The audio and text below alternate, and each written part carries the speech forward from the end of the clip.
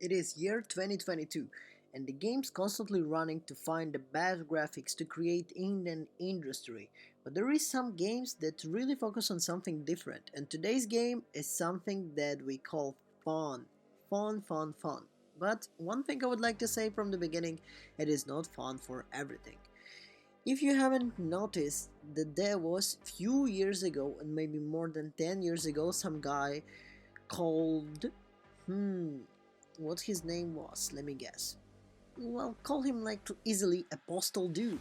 The guy with the nice kind of gold beard, looking crazy. Maybe you've seen some memes with the silencer like a cat on a gun. So you probably understand who I'm talking about and what a game is this. And yeah guys, you might already notice that this year we have a new release for another postal game, Postal Brain Damage. Well, I would say that this is something similar to maybe Duke Nukem, something like a new Doom Eternal, and an old and great Postal. So, well, before we start and dive deep into what is Postal Brain Damage, I would like to ask you if you're subscribed to our channel, check.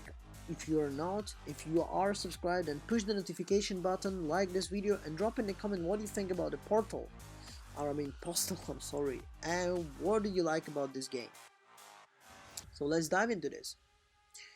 Postal Brain Damage has an undefined visual charm to it and has a graphical quality of a game from 20 years old that looks absolutely awesome at the same time. The game is kind of a retro vibe that maybe looks like early Duke Nukem Serious Sam vibes. Is it sure to catch your eye? I'm sure it is, because this is what the games were fun at. This is sure to be a rather subjective style with an about to be people who find it unsightly, but the visual appears to be consistent and irrational.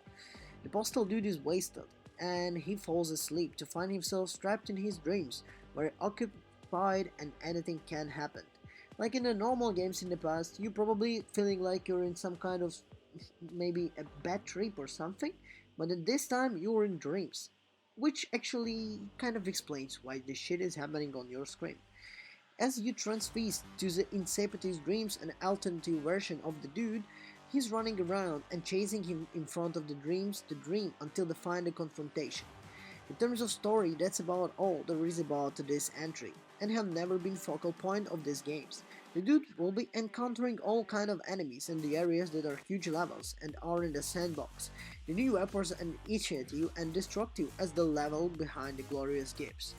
There is the captors with these three kind of levels that split by the 5 levels on each of the kind of these 3 levels. So basically 3 multiplied by 5, 15 different levels.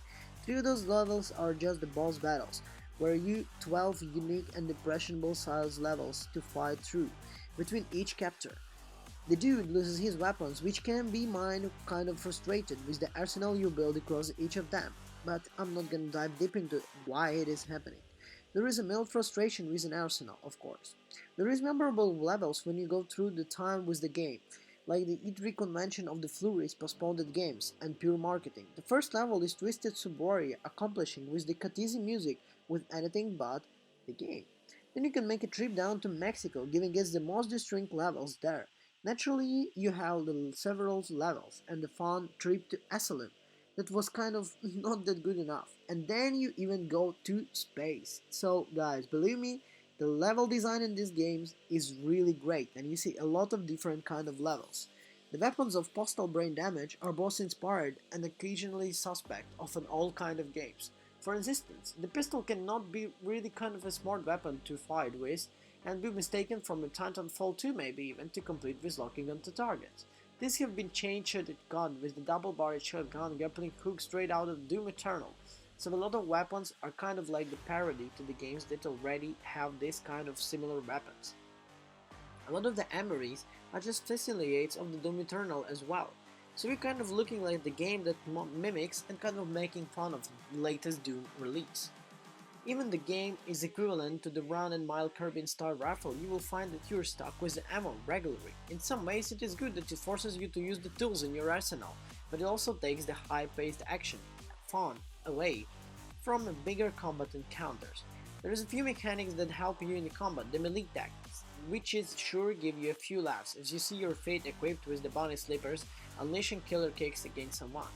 If your T time was a melee attack, you can shoot enemy prospected back at them, but the window was far too precise, and sometimes feel like it doesn't work at all. Ping also is back in the game, guys. Yeah, if you so I mean, you mean you're not gonna remember what's going on that level, but you're gonna love the way how it is set. The first submarine level is also really fun, but it ends quite quickly in the dark sewers. So to sum up, on the brain damage postal dude kind of guy, provides you a lot of laughs, a lot of fun, something that you might be missing in nowadays games that hide only behind the cool graphics. And it doesn't have the story, it just has some fun-paced gameplay, with a fast shooting, fast running, and kind of like a retro shooting vibe, with the level designs on a different kind of platforms. Combined with the constant lack of ammo, you'll never find to get yourself in a really easy situation. To finish it up, we are not always giving marks to the games, but this one I think deserves 10 out of 10 because of how fun it is and how cool vibes are bringing back with this one. Thank you everyone for watching, and I hope to see you in the next one. Ciao.